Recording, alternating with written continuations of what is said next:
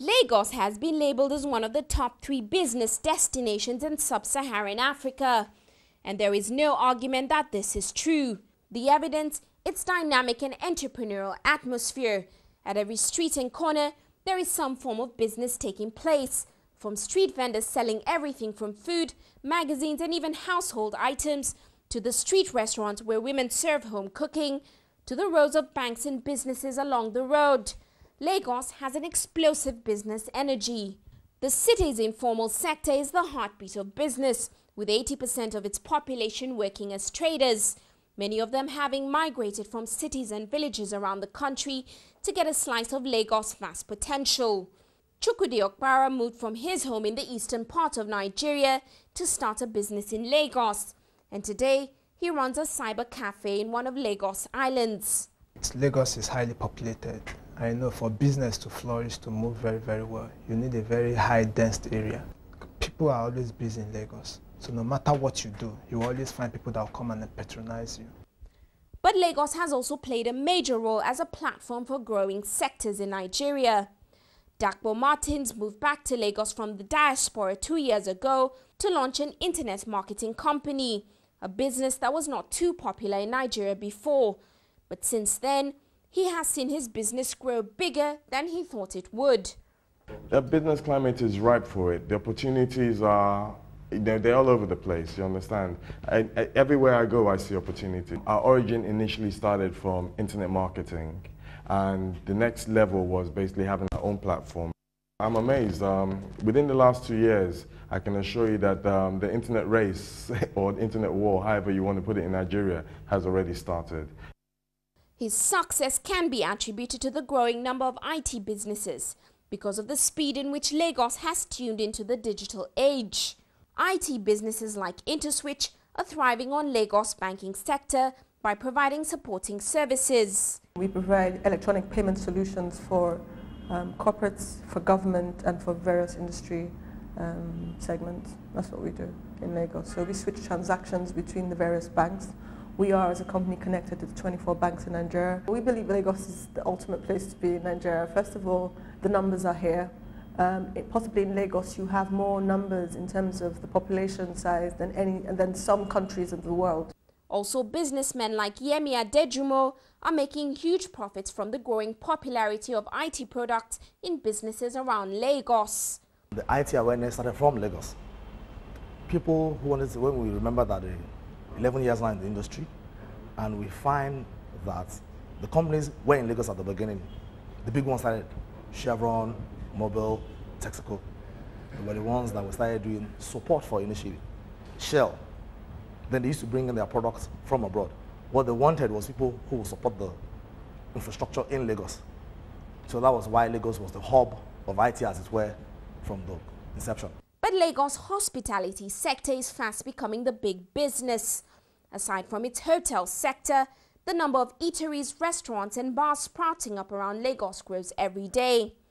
Food Concepts creates and delivers popular food products and entertainment brands to Lagosians.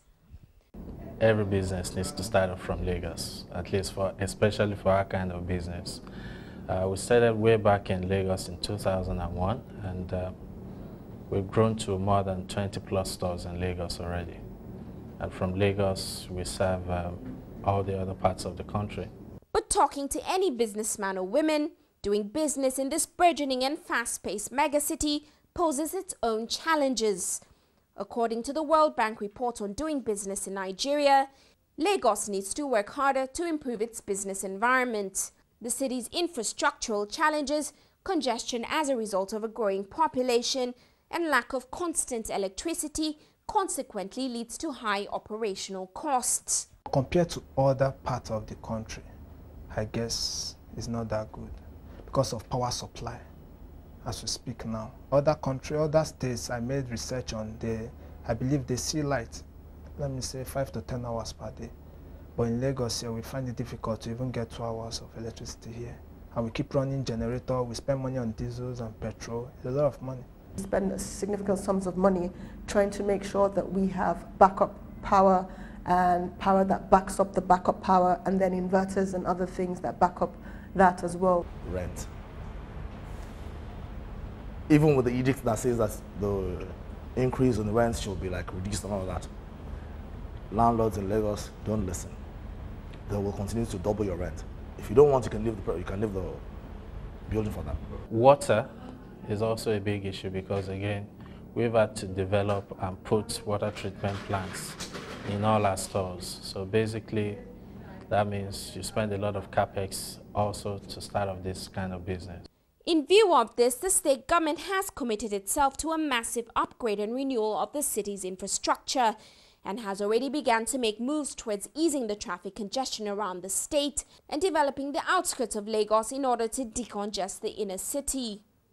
But besides this, many businesses argue that the legal system makes it harder for them to operate in terms of accessing property and the tax burdens. Double taxation, I really don't think there's much of a case for it. What people find is that this administration is holding people to their civic duties. So sometimes that can be uncomfortable, but this is what happens in any international financial center. Access to land is something that's being looked at on a regular basis. In Nigeria, there's a common land tenure system by federal statute called the Land Use Act, even though we have views that this should be liberalized and put in the control of the state governments. Indeed, we believe that that is the proper regime. We also believe that once this happens, the access to land issues would be reformed into a much easier platform. Essentially, the only drawbacks are probably administrative. For example, the recent consumption tax, which imposed a 5% tax on prices of any good or service sold at a restaurant, hotel or event center, has been an ongoing discussion between the owners of the establishment and the state government. You're trying to survive as a business. The more tax you pay, the more it impacts you obviously have to find a way to transfer those taxes to the customers, and there's only so much the customer can take on. The Lagos state government, however, explains that besides the fact that this tax is also implemented in other countries around the world, this tax will be used to develop the infrastructure around the hotel industry.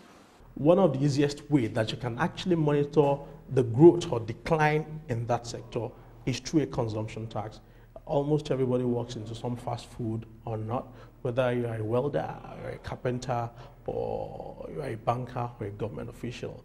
So from the view of the Lagos state government, part of the ways to taxing that sector, and of course try to study, as it were, that sector, is the introduction of the Lagos state consumption tax. For smaller businesses, the extra tax implemented by the Lagos Signage and Advertising Agency is too expensive for them to afford. The only challenge I have here now in Lagos is because of LASA, the Lagos State Signage and Advertising Agent. Actually, I went to the office to make arrangements on how to subscribe with them, but I was told I can't put a signboard outside my gate.